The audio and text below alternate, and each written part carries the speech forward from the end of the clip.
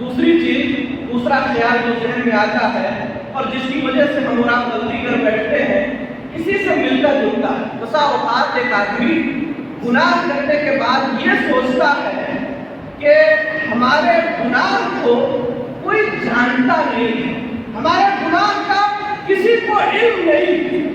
بڑی ہوشیاری سے، بڑی چالاکی سے میں نے ایک آدمی کی زمین پیمانی کر لی ہے، کسی کو پتا نہیں۔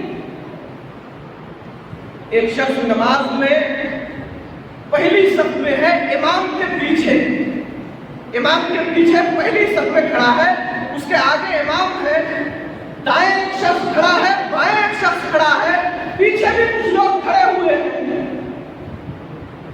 نماز کے دوران اس کا وضو ٹوٹ گیا، امام کے پیچھے کھڑے شخص کا وضو نماز کے دوران ٹوٹ گیا۔ شریعت کا حکم یہ ہے کہ اگر وضو ٹوٹ جائے تو آپ نکل جائیے، وضو کیجیے اور پھر سے آ کر کے نماز میں شامل ہو جائیے، بلا وضو نماز نہ پڑھیے۔ ایک شخص امام کے پیچھے کھڑا ہوا ہے، وضو ٹوٹ گیا ہے، خیال یہ ہے کہ ہمارے اس وضو ٹوٹنے کو نہ تو امام جانتا ہے، نہ دائیں والا، نہ بائیں والا، نہ آگے والا،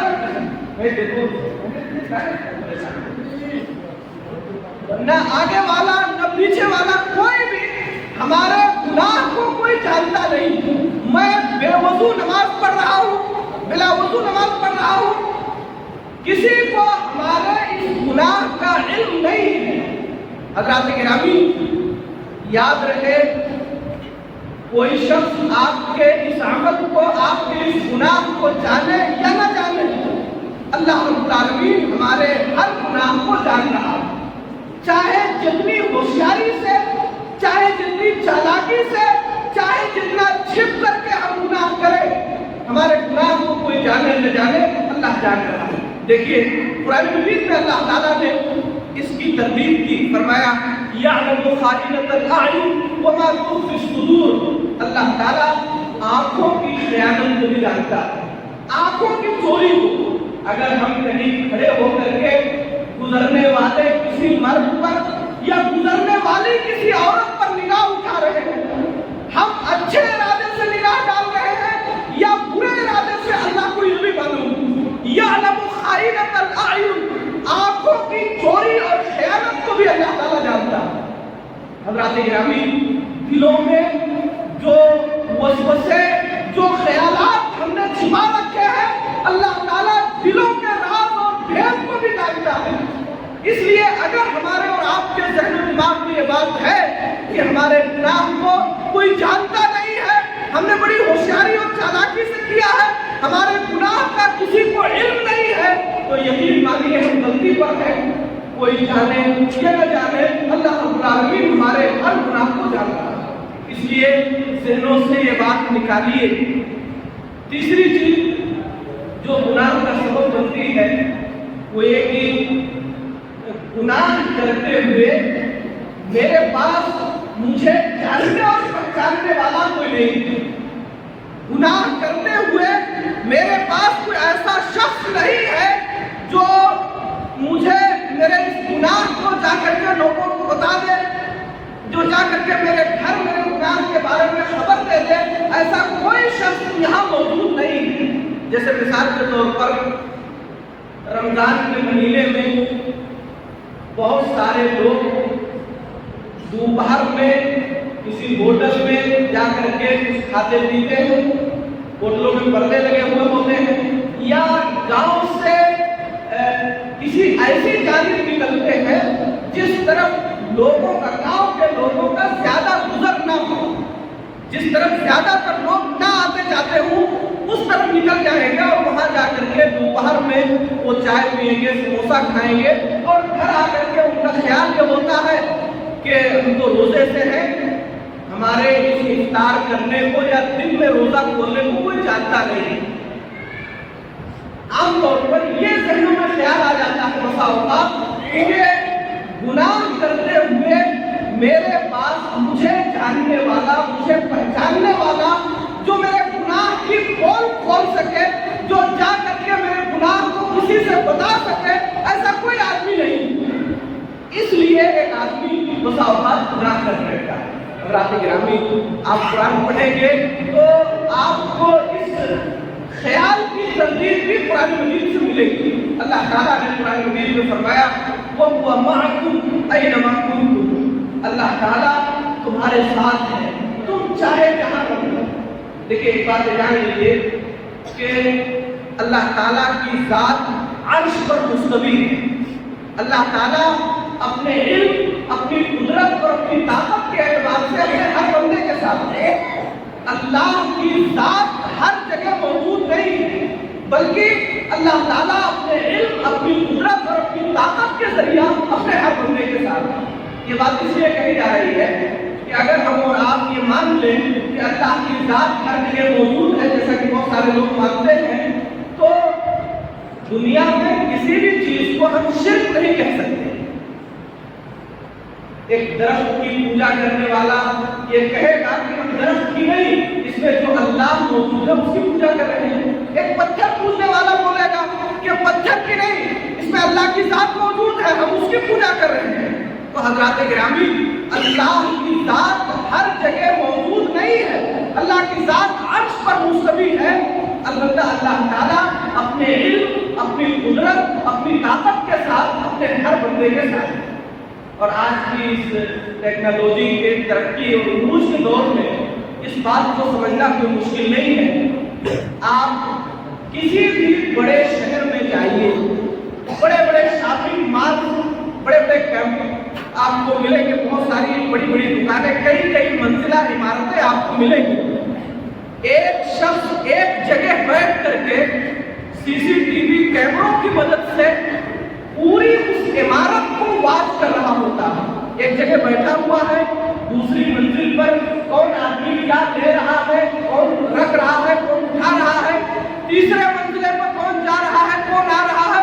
एक शख्स एक जगह बैठ करके पूरी उस कई मंजिला इमारत में कहां क्या हो रहा है एक जगह बैठ करके देख रहा है। क्या अल्लाह ताला अर्श पे बैठ करके अपने हर बंदे को नहीं देख सकता? क्या अल्लाह ताला अर्श पे मौजूद रह करके अपने बंदे के हर गुनाह से वाकिफ नहीं हो सकता? जरूर वाकिफ हो सकता है।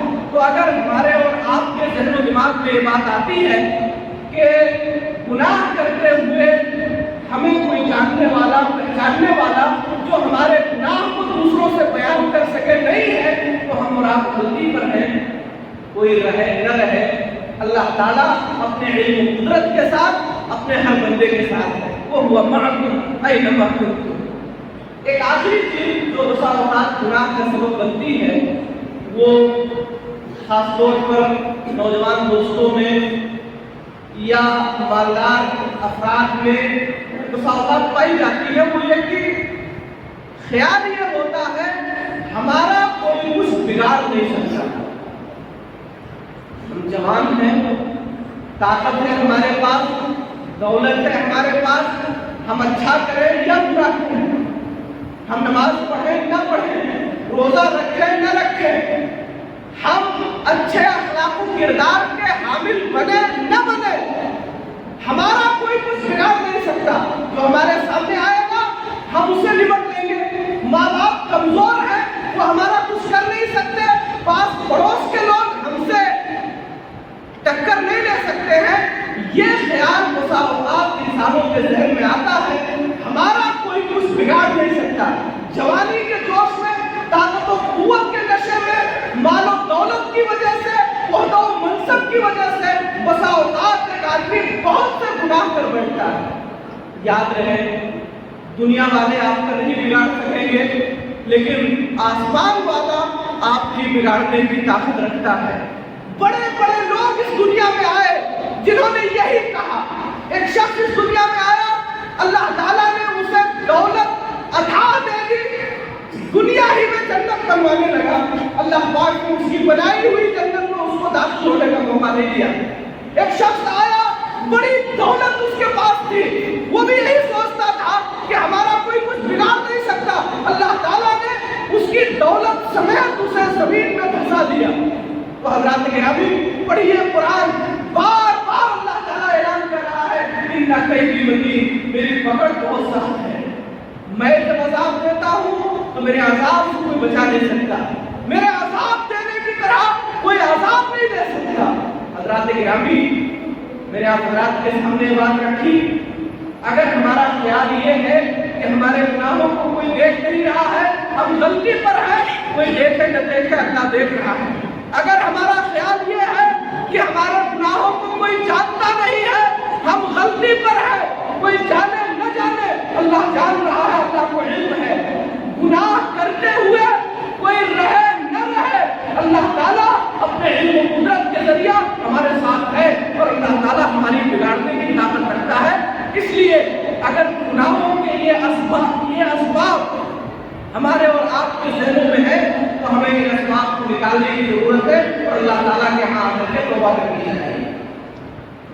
میرے موضوع کا تیسرا حصہ ہے کہ ہم یہ گناہ کرتے ہیں، بہت سارے جرائم کا جو ارتکاب ہم سے ہوتا ہے، اللہ تعالیٰ نے ہمارے ان گناہوں کا ریکارڈ تیار کرنے کے لیے، ہمارے ان گناہوں پر کل قیامت کے میدان میں گواہی دینے کے لیے ہمارے پیچھے کچھ چیزیں چھوڑ رکھی ہیں۔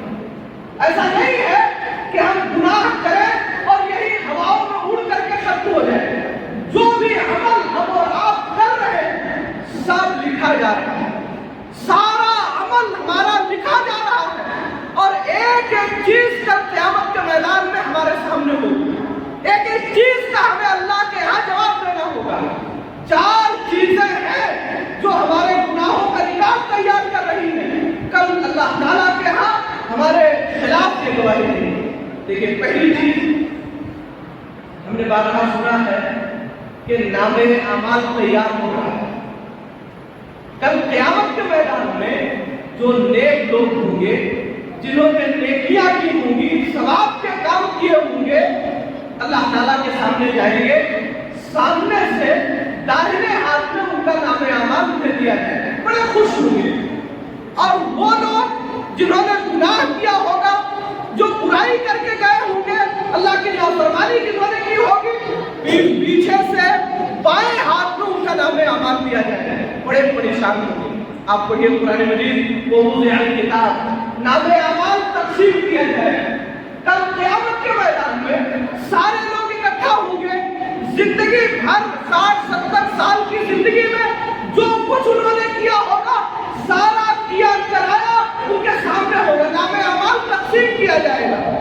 فَتَرَى الْمُجْرِمِينَ مُشْفِقِينَ مِمَّا فِيهِ، اے نبی آپ دیکھیں گے مجرموں کو، گنہگاروں کو، اللہ کی نافرمانی کرنے والوں کو، نماز چھوڑنے والوں کو، روزہ نہ رکھنے والوں کو، اللہ تعالیٰ کی حرام کردہ چیزوں کا ارتکاب کرنے والوں کو، آپ مجرموں کو دیکھیں گے، جرم کرنے والوں کو، گنہگاروں کو دیکھیں گے کہ وہ اس نام اعمال میں لکھی ہوئی تحریر کی وجہ سے کانپ رہے ہوں گے، ڈرے ہوئے ہوں گے، مشفقین مما فیہ، اس میں جو لکھا ہوا ہوگا اس تحریر کی وجہ سے ڈرے ہوئے ہوں گے۔